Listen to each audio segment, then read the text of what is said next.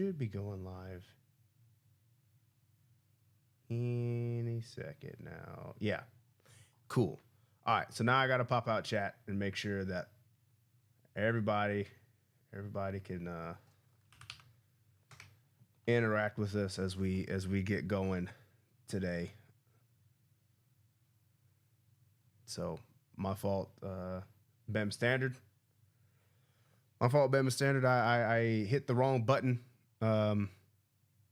But today's show is going to be a little bit different. So with that said, you're going to see some live editing going on today. George is not here. He is doing the program work. We haven't been on in a while, so if you haven't seen us, usually George Teague is the one hosting and giving us the intro, but he is at a he's at the school today trying to talk to some prospective students coming in. So we'll have to do this without him. So today we're going to be talking about Ryan Grubb and kind of just revisiting what it is that he does. Because if you guys remember, he came in from Washington, was here for about 7 days, maybe, and then took the Seattle job, and then he was let go after one season in Seattle. Coaches typically learn a lot when they go when they switch leagues like that. There's a lot of learning, trial by fire, things like that. But I kind of just want to look at what he did in Seattle to then try to gauge what we might see here. Now, a while ago, we broke down some Washington film from 23. But again, 2 years later, we're going to talk about what it is that he's been doing in Seattle. Some of the qualms that everybody said were, he's not running the ball enough, things like that. I think I kind of understand why now, looking at the numbers, and I kind of want to share those with you. And we have a special guest. It isn't just me. We do have former OC Nick Granado. I'll bring him in just a second. And then later on in the show, you'll see me trying to put up some NFL film for us to go through. So with that, let's start the intro.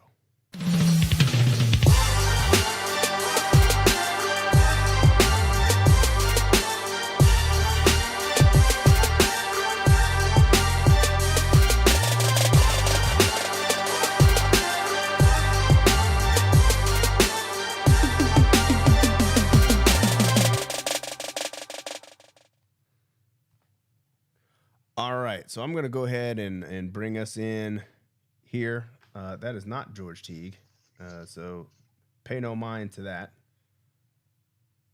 But I'll try to figure out where that is. Why is? There we go. We'll fix that. Live editing on the fly. I'm sorry. But Nick, so I haven't shown you these numbers yet. We kind of put this together. Well, actually, I informed you last minute. I was looking at this earlier today, and I think I probably texted you probably about 4 something and was like, hey, I know we were going to talk about quarters, but we got a new OC, and I remembered I have access to some NFL film and some insights. So started putting that together. So I'm going to give you some numbers, and we can talk about maybe what we would expect. But first, maybe I just want to get your take on, how did you feel about the Seahawks this year, just in general? Yeah, I mean, when you told me we were going to talk about Ryan Grubb and stuff, I immediately got excited. I know how much he likes to throw the football. I know how much he likes his screens and stuff. So, it just definitely seemed like maybe it was I know Coach McDonald might have said it. It was like a vision thing. And it could just be different leagues. Different, as you mentioned. Switching the level up. So as far as any fantasy football fans, it seemed like Geno Smith was on fire and lighting it up, but it doesn't seem like that's the core philosophy of kind of what they want to do up in Seattle. They want to control the clock and run the football a little bit more, and it just seems like maybe Coach Grubb's game kind of suits the college style more. The open space, things like that, and I know we're going to talk numbers and we'll go deep dive, but I wouldn't say his time in Seattle was a failure. Not that anybody is saying that. I just, from an outsider's perspective, it seems as if it just didn't kind of go the way everyone else wanted. But it seemed like it went his way, as far as what he wanted to try to do, and you know, revitalized Geno Smith a bit. Kind of reminded us of that that 2013, when he was at West Virginia, the high scoring Big 12. So, but yeah, I mean, that's just my take on it. Like I said, not saying it's a failure, just different vision, different in game type of thing. And I'm personally just excited to see what he can do with that type of talent in Alabama. Mm-hmm. All that stuff is great. The ideas X and O's, but as me and you both know, got to have the guys to do it, and definitely will have the guys to do it. So, yeah, that's my thoughts. Yeah. So, Greg Hames. Now, I usually put comments on the screen here, but they're not popping up on the screen for me right now. So, but I can see them. So, Greg Hames asks: Is it in your opinion, run the ball, stop the run, and win the turnover battle? Is that still relevant? I think it is. Now, I think that the idea of what balance in an offense has changed over time, right? Balance doesn't particularly mean truly 50-50, right? If you've seen our show and you've watched us throughout the season, we've always kind of said 60-40 leaning into pass is the new balance. But what I really think balance in an offense is when the defense feels that you can run the ball or throw the ball on any down, regardless of whether your numbers are 60-40 or 50-50 or whatever. So, Greg, do I think it's still relevant? I do. I'm trying not to get too far ahead of ourselves here because, as Nick was just saying, that Ryan Grubb threw the ball a lot in Seattle. And I saw a stat that kind of led me to think of like maybe why that happened.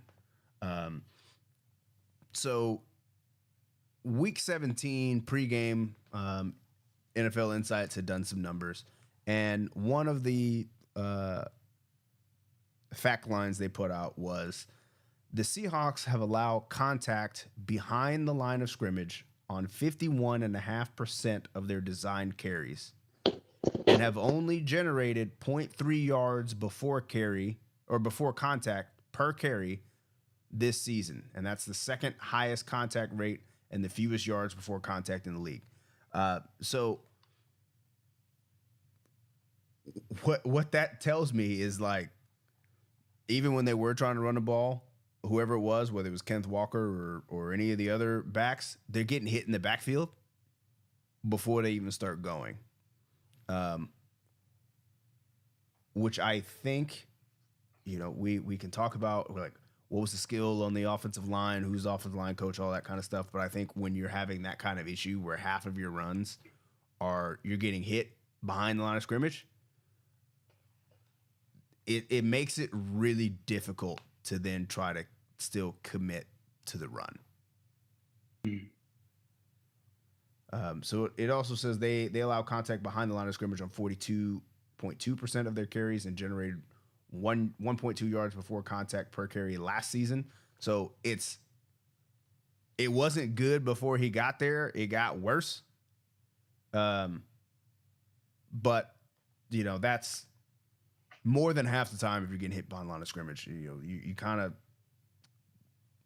it's natural to start abandoning it. Now, whether he should have or not is not my call to say. it's the head coach, and the head coach said probably should have been running the ball anyway. Like you said, a difference in vision, right, and what they wanted the offense to be. Um, so I'm just putting that as it is what it is on that. You got anything to add there about struggling to run the ball like that? I mean, I know they had a lot of injuries, inconsistencies. I mean, you got to have players to play, right? I mean, that's the first thing. So when that happens, again, I'm not speaking for Coach Grubb, but I mean, I know at least in my opinion on how I want my offense to flow. I think we're a little bit similar. He does like to throw the ball and lean on the pass and strategically run the ball. Um, whether we say it's balanced or not, that's up for debate. We all know that, but I know it's not that he hates running the ball, but now you add in the limited space with the hashes. You add in the different types of athletes, the speed, and then you immediately fall into inconsistent line play where you immediately lose. I mean, what didn't one of his linemen retire early?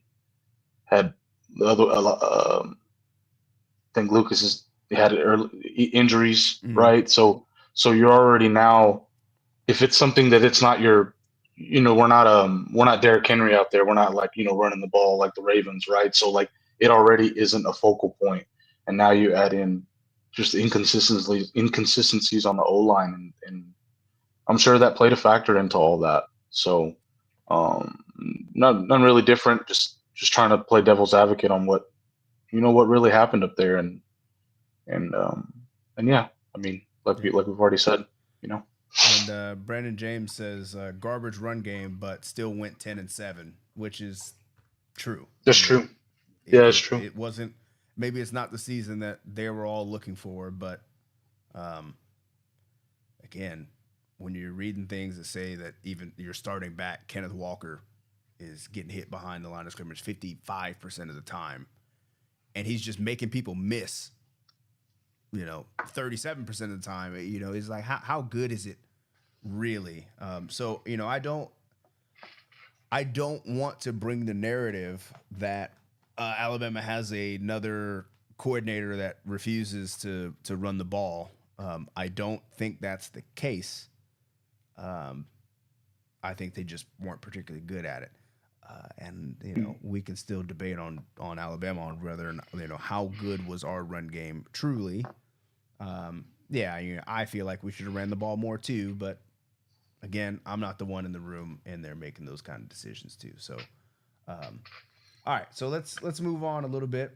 Um, I wanted to look at their offensive groupings, which was I don't know if it should have been shocking to me considering it's the NFL, Mhm. um, but they were in 11 personnel a lot, like 78% of the time, 77% of the time,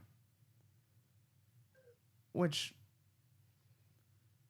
I feel like maybe that's not always true in college, but you've always got a tight end in the NFL, right? Like there's no teams that are just like, hey, we don't have a guy who can play tight end. So, being a high school coach and things like that, a lot of teams live in 10 because they don't have tight ends. Um, Mhm. but maybe 78% of the time being in 11 personnel shouldn't shock me as an NFL team. Oh, and I'm glad I'm going back. I'm getting my notes here. You were talking about offensive line being hurt and whatnot. Uh, Mhm. the Seahawks used 9 unique combinations of offensive linemen this season, seventh most in the Oh NFL, well. which is quite a bit. Um, but anyway, that's me going back on that. No, that's a lot. 7-8% of the time they were in 11 personnel. Again, that's one back, one tight end. 17% is 12 personnel, so one back, two tight end. If you're playing the game at home, we're at like 84% right now. Mhm. Um, I'm sorry, 94%. is 1 or 2 tight ends in the game. And then they had like 12 plays, I think, where they were in 21 personnel, 2 backs, 1 tight end. Another 5 where they had where it was 22. But as as you scroll over and you're looking at all this stuff, I think they were in 10 personnel for the entire season 1 time. See, that's a shocker right there because I know just looking at his 2023 stuff from Washington. I mean, I believe I might be misspeaking. They led the NCAA in 10 personnel. I think it was 47%.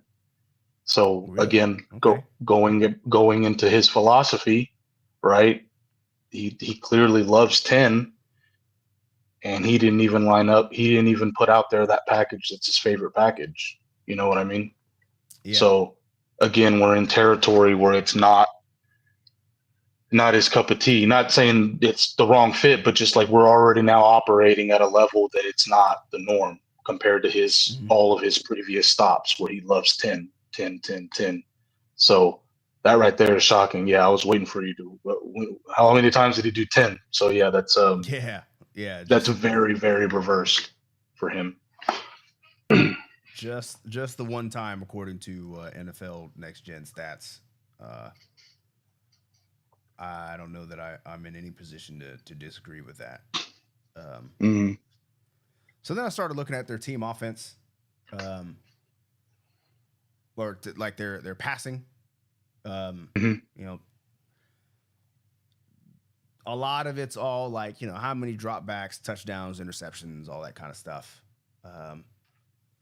But what I really wanted to look at was like the tendencies and to see if that kind of changed a little bit. And they broke it down to what percentage of the passes were short, medium, and deep. Were they in the seams, on the numbers, out wide? So 40, we'll give it 45% of their passes were short. And I think our viewers would remember the first time we broke them down at Washington. Michael Penix's best, I don't know if I should say best, but like most of his throws were hitches. And we were talking about this the other night. See a hitch, throw a hitch. Like it's there. So there you go. Mm-hmm. There's your short game. Those hitches and slants, quick timing routes were a big deal at Washington. He was doing a very good job with that. And it seems that that's kind of what they were doing here. A lot of his balls went into the seam too. So seam routes, probably inside hitches too. And they got into the backfield a little bit as well. So about 18% of the time. So they are using the backs in the pass game. And I wonder, so it has a tab for routes here. I didn't click on that earlier, but I may check that out. So their drop back tendencies, they were getting blitzed about a fifth of the time, which I think is about average. Mm-hmm. They're in shotgun most of the time, 90% of the time. So if you're looking for a pro style as an under center style offense at Alabama, that's probably not what you're going to get. That was only 10% of the time.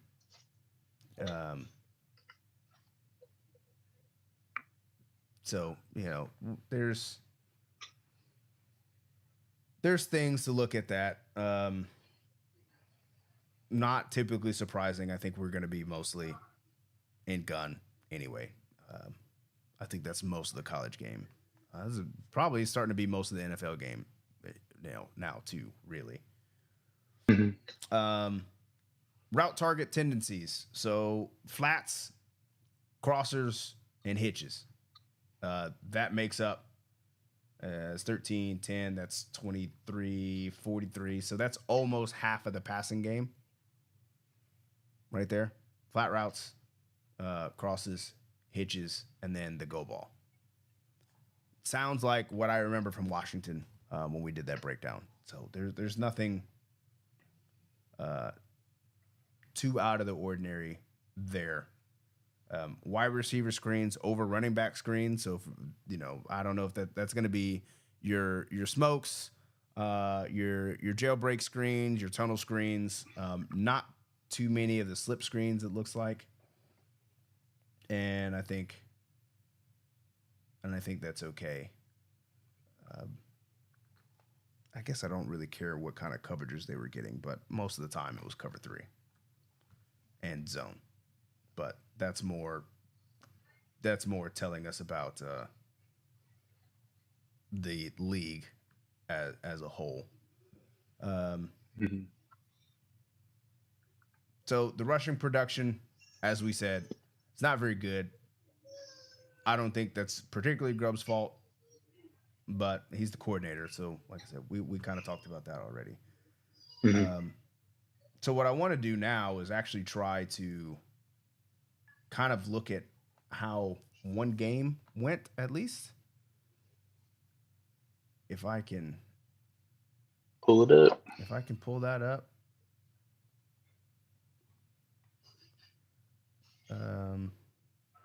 Got to get to the film room.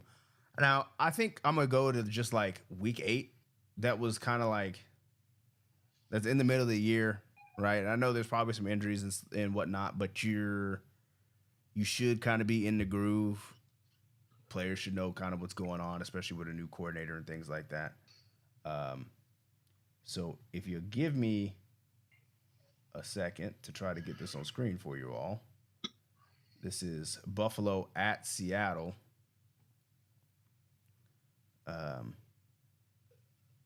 And I'll have to do a good job of cropping this. So 2-man film.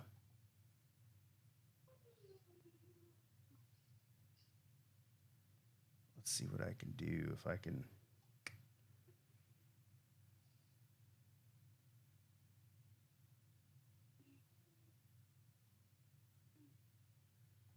Can I just like redraw this box?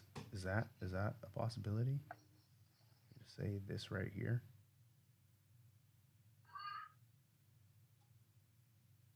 And hit the plus sign. Boom. Nice.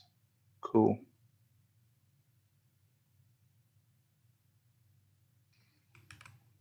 Okay. And then we're going to move that. All right. So I can't, you'll have to let me kind of skip through this stuff. Can't filter by offense, which is kind of annoying. Oh, okay. Gotcha. So we kind of just have to go through the whole game here. But we can already see we're starting off the game in 12 personnel, right? We've got 2 tight ends down here at the bottom. And my guess is per percentage is probably going to be something short. And it looked like it probably was. But we're already getting people in the face, right? And this was kind of a recurring problem for the Seahawks. But again, I kind of want to. The harder thing to do here is pick apart the offense to get to know what they do without actually like criticizing the Seahawks play, right? We're trying to look at things like scheme and what we're doing. So that's a P and 10 possession and 10 play here. Still more motion. And I think Bama fans might like this. At least this idea that, we got people moving around all the time. Right? These are the first 2 plays of the game. Yep. I mean, it's pretty indicative that, we're two first are under center, I mean, that's also not the norm for him either. Yeah, you're just get into your script is what you're saying early. Yeah, I don't have how much he was in gun at Washington, but I'd be hard to find the Yeah. Washington plays where the first two plays were under center, Mm-hmm. So And I like this too. if I like the shifts, mhm. which I think we would have expected to see more from um, at Alabama. We saw it in the spring game. That's what I was really excited about. I think we saw a masterful call by Nick Sheridan during the Wisconsin game. I remember kind of making um, that observation of like, hey, yeah, that we beat the brakes off of Wisconsin that week, but the scheme were he was dialing up plays. He was in his bag then. It wasn't necessarily all that Alabama was just better. Like I think all around the coaching during that week was better. The players were probably better as well. But Mhm. this was as the season went on. These are the things that we kind of missed was the shifts and the motions and um, things like that. Now, I don't know that we really like this one all too much. You know, this is essentially all hitches, 3rd and 9. Um, but again, I don't know if he's a script guy, right? And that's just like that was the next thing on the script. If he's a who is it? Is it Shanahan? Uh, that would script out 15 and like never deviate. Yeah, Shanahan's all your West Coast guys. I mean, Bill Walsh, stuff like that. So Let's get through Buffalo's possession here. God forbid it's an 18 play possession and it's kind of stuff you want to see. 18 plays. Bill's DC was happy. Head coach was happy. yeah, it's just unfortunate that I can't like cut this up. I have to like actually step through. Yeah. But that was a big ball that they just threw. And we're gonna go touchdown, 7-0. Okay, so now we got the ball back, and we're down. They took damn near the rest of the quarter. We got 4 minutes left in the first. And here we are, kind of back in pistol. You got a tight end out wide, more motion.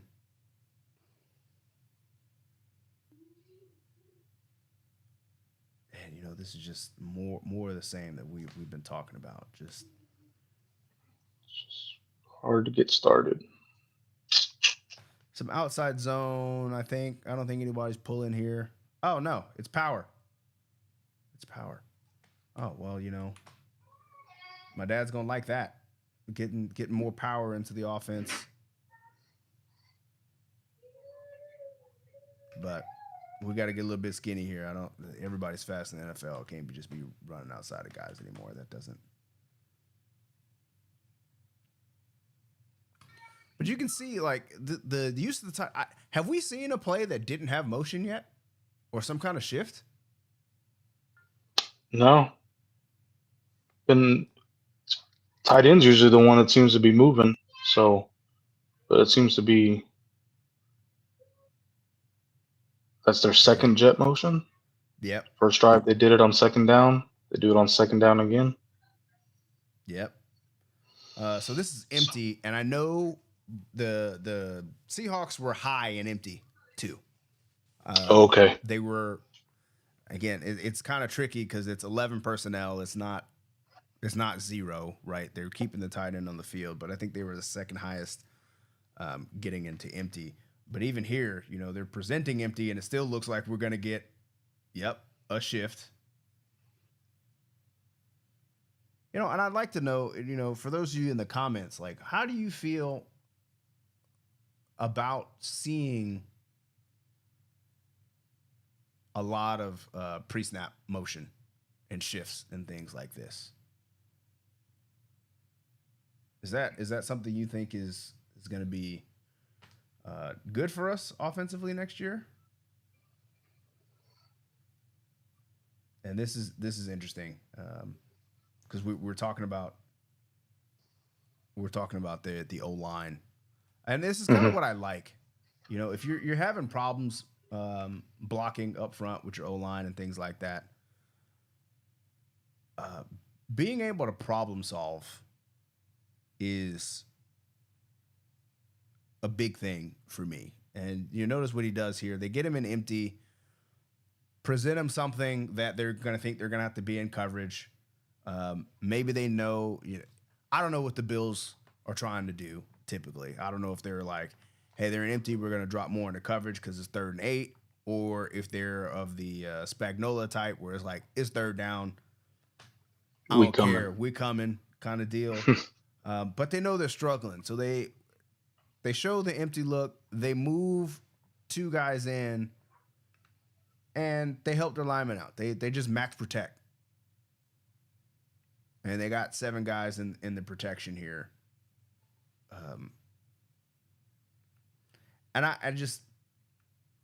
don't know if we truly saw that kind of problem solving from Sheridan last year. Of like, hey, it's not going the way that we need it to go, so let's, because there's halftime adjustments, sure, but there's also in game adjustments. And it's like right now we already know here's something in our toolbox that we can help. Let's see if the Seahawks can get off the field. The answer is no, because they're about to throw another bomb. Oh, it was incomplete. Look at that. 3rd and 15, 4th and 2, and punt. All right, backed up inside the 10, empty again. Want to guess whether we're going to get motion or not? What do we think? Has to. Yep, pulling the back in.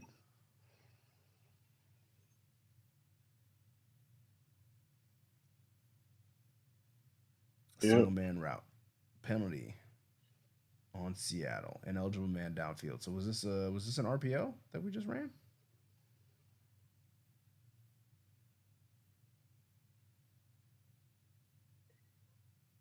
It was. So RPOs are still on the table. Now it's 1st and 14. No motion. Hey, there's your.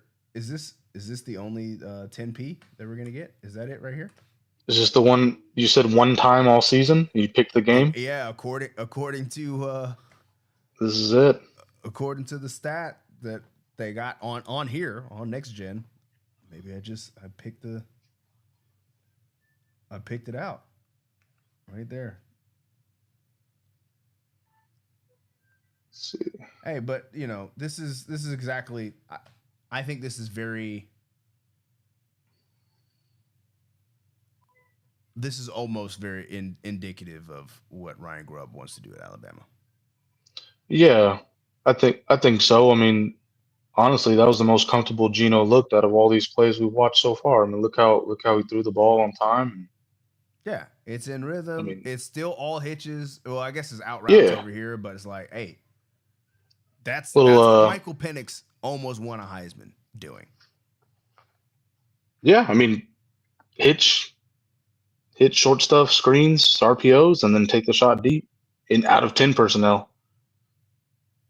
Little all Omaha for the West Coast fans watching. Little stick inside and then 5 and outs by number ones. That's pretty good. More motion.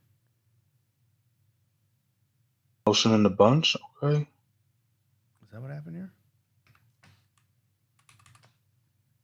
I really do not like the interface for this. Yep. He does like bunch. I mean, I'd say I don't know. I'd love to peek behind the curtain. Like, what happened? Third drive is like, all right. I'm just gonna call my Washington stuff because this. So let's see. I think this is probably a run. again, we're bouncing stuff though. Like, Oh, hey, so this is a common problem that we had at Alabama too, of just like instead of trying to get tough yards, we're trying to run around people and get nothing. Hopefully, we can solve that.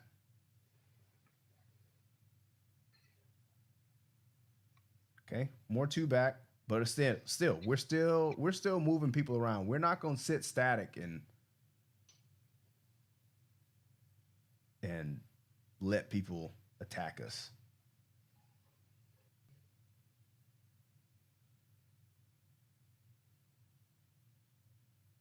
All right, so we're making an audible here.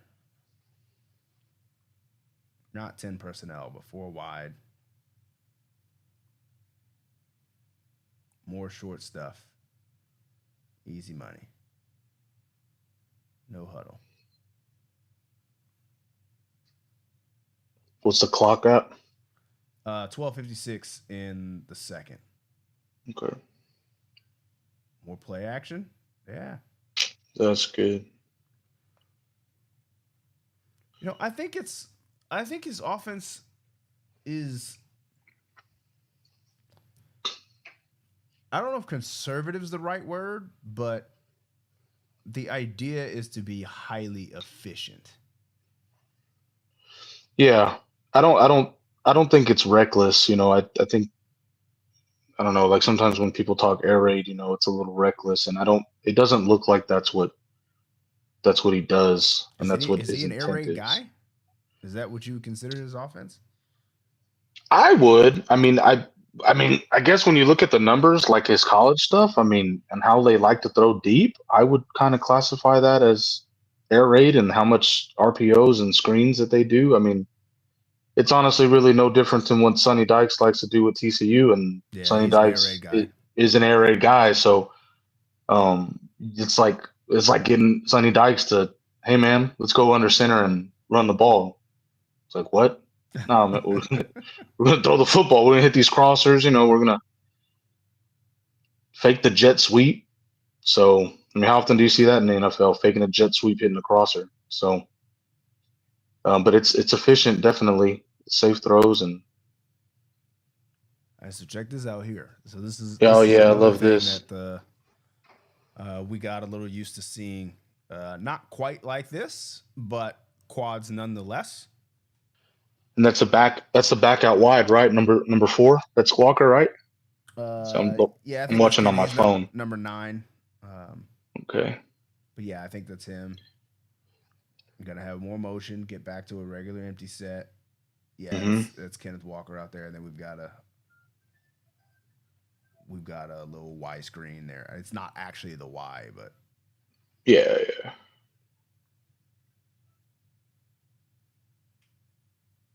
first and 5.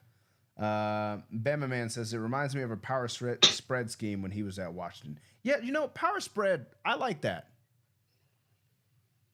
Now, in his last year in Washington, I don't think they ran a lot of power. I think they ran a lot of inside zone, but that could have been just the personnel that they had. The type of backs and the type of that last year. I'm not saying that he never ran power at Washington, but that year that we looked at, I think it was a lot more zone.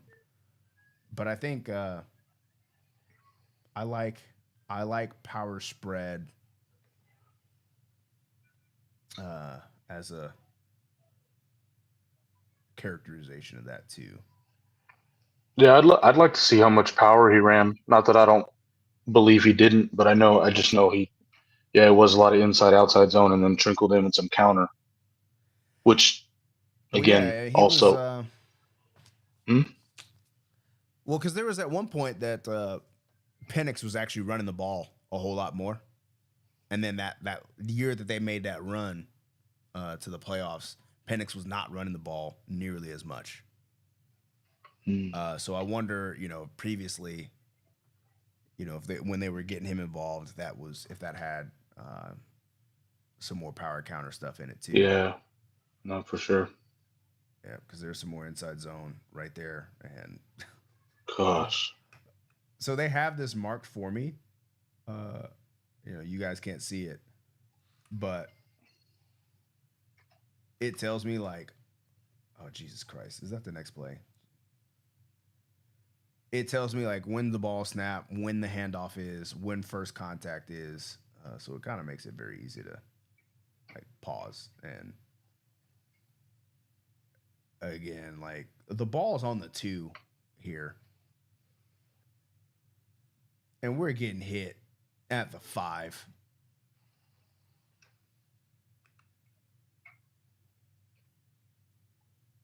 I'm not asking you to be better. I'm just asking you to do better. Then we get a ball snapped over the head.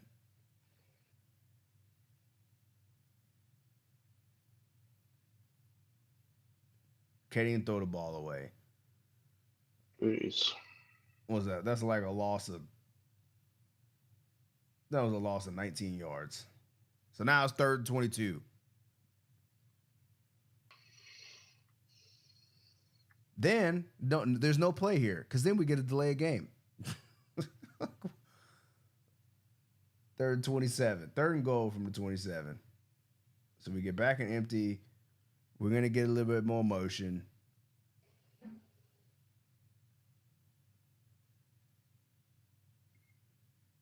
Throw a screen because they're gonna drop 8. You know, what do you do? Yeah.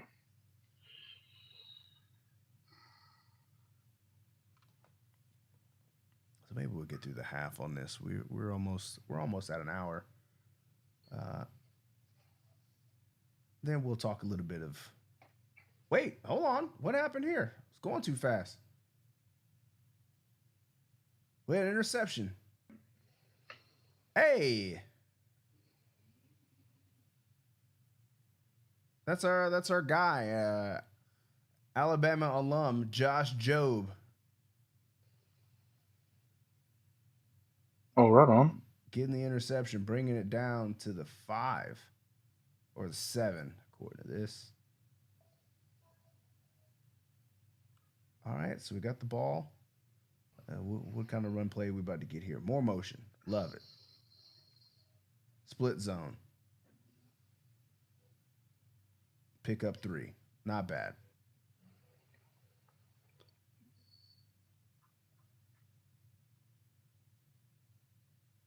More shifts. And we're going to run the ball again.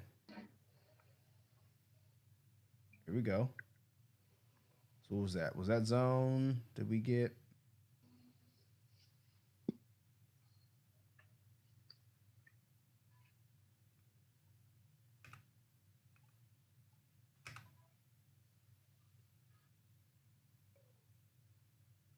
Oh, this is a buck sweep?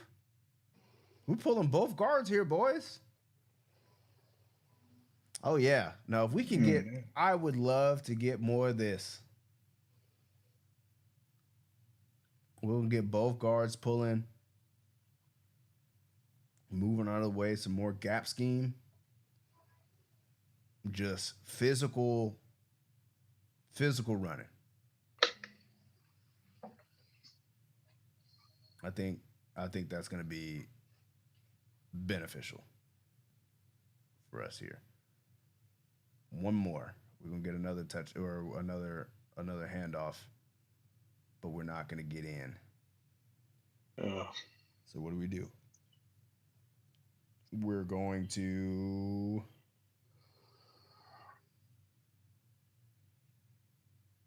Okay, we're gonna go for it. Coach says go for it. We got 51 reporting as eligible, and Gino's gonna get stepped on. And so I mean,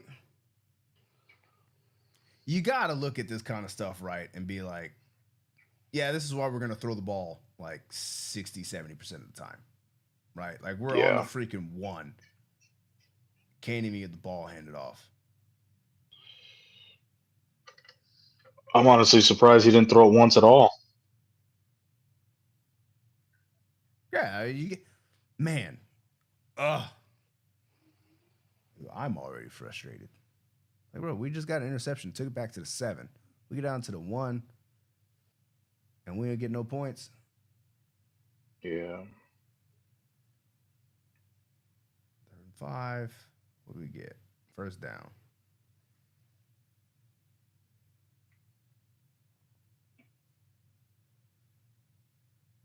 Let's see if they're going to get the ball back before half.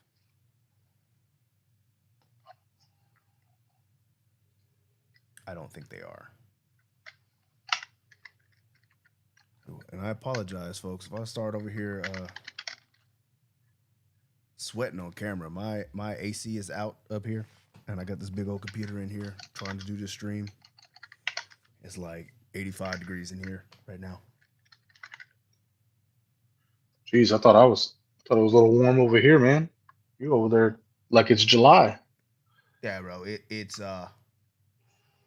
It's hot up in this. It's hot in here.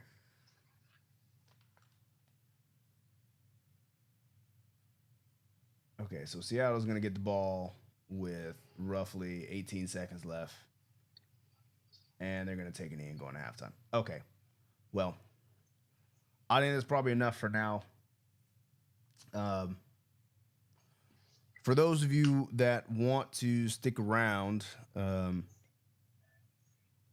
we do have a little bit of an announcement and things that we're going to talk about here outside of Alabama football, because Teague's Take is going on the road at the end of July. We're going back to Belgium for a football camp, kind of. End of June. Did End I of say June, did I JT. say July? Yeah, you said July. Yep, you're right. My bad. At the end of June, June 27, 28, or 26, 27. I give me That last Saturday, Sunday in June, yes, whichever the one that last is. Saturday, Sunday in June, the 28th and 29th. Um, yeah, we'll be overseas. So I know, I know that there's a portion of you that may not be watching right now, may not be watching live, but will be watching later or listening to us later, that are over there. Not just Belgium, but there's quite a few of you that download the podcast that are in Germany. So I'm giving you the dates. Come see us. Nick will be there. I'll be there. My dad will be there. George. We like to do this. We try to do this every year, to spread the love of the game and the knowledge of the game abroad. Not just we're all here in Texas. Football is everything here. Um, but there's a lot of people overseas that football means a lot to them too. American football, I should say, means a lot to them too. And we want to be able to try to do our part to help grow the game there, and do it the right way. Not just combines per se, but true teaching, fundamentals. We do coaches talks, we do clinics. There's a lot of you that have seen some of the clinics that I've actually posted on the Teague Take channel, talking about run fits and quarters and things like that. Maybe we'll get another one this year. But Nick, I'm giving you the floor here. What would you like to say about the either the camp itself, the Moans Nights? What you got on your mind? No, I mean, I'm excited. I wasn't able to go last year due to some scheduling issues, but definitely excited to go back. I get to go with you guys, and like you said, I mean, spread the love of the game. It's real over there. A little more grassroots for those already over there. You can understand how it is with your local teams or local country, kind of where you're at. And it's even more so in Belgium. Belgium's a small country, for those that don't know, and but the love for the game is just as big as it is here in Texas. So um, it's always fun to be around like-minded people in the game and continue to learn from each other. I know we got our French coaches that we bonded with the last time, so we got their Mm-hmm. knowledge. They do their internships up with the Eagles. So Yep. there's some wealth of knowledge there from their time up in Northeast, and we got a Yeah, lot of French we've got speaking some players. high Hmm. quality guys coming in, guys that have coached at high school level, big high school level here. coached in college, coached for, like you said, the Philadelphia Eagles. It's not a huge event. Um, as in, we're not in this big stadium with tons of kids and all that kind of stuff. But there is a wealth of knowledge. Um, there are guys that know a lot more football than I do too. That are going. Um, so I learn things as we go over there.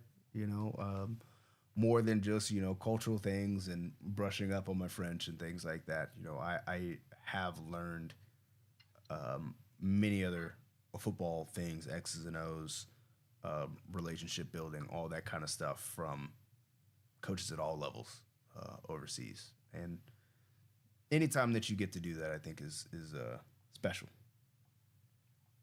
Yeah. Oh, for sure.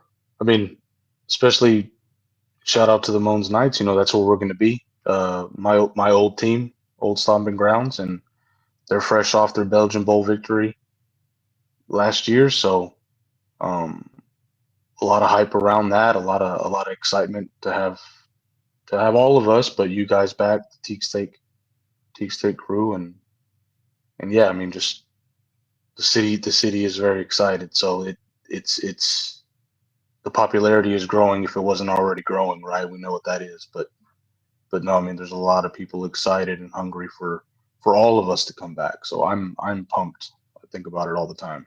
So Yeah, well, it's right around the corner. It'll be here quicker than you know it. We're still trying to hammer out some of the details, but it's coming up fast. So for those of you in the chat, I do one, I appreciate you, but I want you to leave in the comment box below your thoughts about Ryan Grubb in general, your thoughts about the offense, things you think you may like, things that you think you may not like.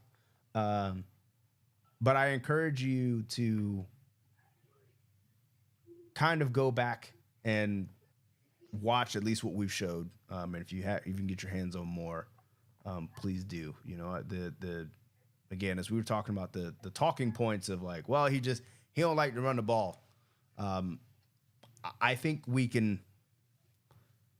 I think we can say with pretty good evidence that it's not that he doesn't like to run the ball, is that they just weren't very good at it.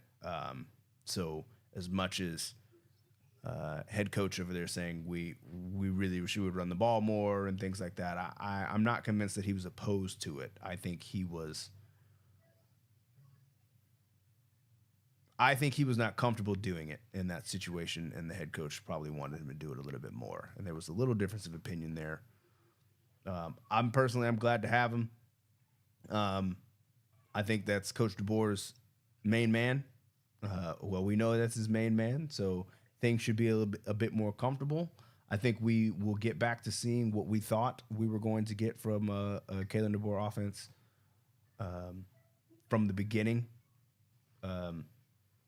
With the shifts, the motions, the quads, the getting in the bunch, all that window dressing to make reads easier. mhm. We still got to have those pieces that we got to give a quarterback time. We have to actually be able to run the ball. We got to stop missing those blocks when we're pulling. We got to make the right reads. Our tight ends have to actually go and block the right guy. There's plenty of things throughout the season that we pointed out before that were issues. But through that first half that we watched, I still think there were things that he was doing to solve problems that didn't take going into halftime. Ephraim says, go back watch the Michigan versus Washington game. Okay, hold on. This with the military community. Ephraim asks, is this with the military community? I'm gonna say yes and no. Would you like to expand more on that? Yeah. He's talking about the No, camp. Yeah, so we do. It is near Shape. If you're familiar with the Shape, the NATO base there in Belgium, that's where I was stationed when I was there to have the privilege to coach the Knights. So by yes and no, when we were there 2 years ago, you remember JT, we did do the Fourth of July event on base, on Shape, fireworks Mhm. and all, and your dad was there to say hello to all all football fans, right? It's not always Cowboys fans, Mhm. So got Cowboys haters too, but everybody was showing love that day just to have everyone loves football, like we already said. And to the note of that, some of those people that met your dad that day are playing now. So that visit did help bolster some numbers with the military community. So yeah, it is off base, but I mean that the shape is right down the street. So yeah, it is a very military community, and it's since grown. It's since grown the relationship. When I was coaching there in 2018 through 2020, there was the community on base was still very distant. If anything, they probably didn't really know who we were. Uh, Now that they've been present and doing what they've been doing for a while. Now we're in 2025. Geez, when you kind of think about it, Yeah, it's been 7 years was since you started. yeah, Yeah. seven years since I was there trying to get them to get noticed and get over that hump. I mean, the community relations is not that it wasn't good, but it's known now. I mean, I just talked to Frankie the other day, and there's people stationed there. I mean, you got some commanders and stuff that are on board with the support of the Knights. Getting some guys out there, getting some guys from the battalion out there to volunteer and things. So um, that's really exciting. So yes, I didn't really know I don't know if that person was in the military community in Germany, but yes, I mean yeah, it is a yes and no. JT, I mean, what were your kind of thoughts? You being, for me, it's like nothing. That's home for me, but you being doing the camp is one thing, another country is another thing, but then seeing that dynamic in the military community just right up the road, what was kind of your thoughts? Yeah, so Kind of seeing. it's interesting how that all ties together because you being you having served in the Air Force, being the head coach there, and then Da taking over after you, Mhm. him being, I'm assuming he's in the Air Force as well. You guys were working together, so Well, he was a civilian. He oh served a long time ago, so he's still, but granted, yeah, but he's a military. veteran, Yeah, veteran military service has an ID card on base all the time. So yeah. right? So the head coach that followed you was a veteran. Frankie, who is the president of the club, his parents were veterans, right? Or his dad was, right? Because Yeah, his dad was. he was in Kansas for a long time. So like there's a heavy American influence, a heavy veteran influence. Although most of the players I would say are either A, not American, or B, not military, but you still do have some American, or you had some American military members on there. You had Mhm. at least at the camp, you had some high school kids, American high school kids on base, coming to the camp to to join us. The military presence is definitely real and it's felt. Um, Even from the cool thing is, it's not always when you're on that base, it's not just American military. It's Mhm. everybody. There's people from all different countries that are interested in football or have tangentially heard of it or want to learn more and just come and talk to you about it. Um, because you got guys and girls from Poland and Sweden and all kind. Everybody in NATO. Somebody's representing another country on that base, and it's a really cool time. Yeah, definitely fun. So, all right, we are right at an hour. I appreciate you. Like I said, leave those comments in the box below. Let us know what you think about Ryan Grubb. Let us know if you're gonna see us overseas while we're over there. We're gonna try to get some film and stuff of how that how that goes and get those up on our channels. We're supposed to be back in 2 weeks, but that's going to be dependent on Pops' schedule. Like I said, he's trying to bolster our football team here with these eighth graders that are coming to visit the school tonight. Hopefully, we can pick up some more so we can get our numbers up too. We're trying to get our numbers up here in Plano, Texas, and in Mons, Belgium. So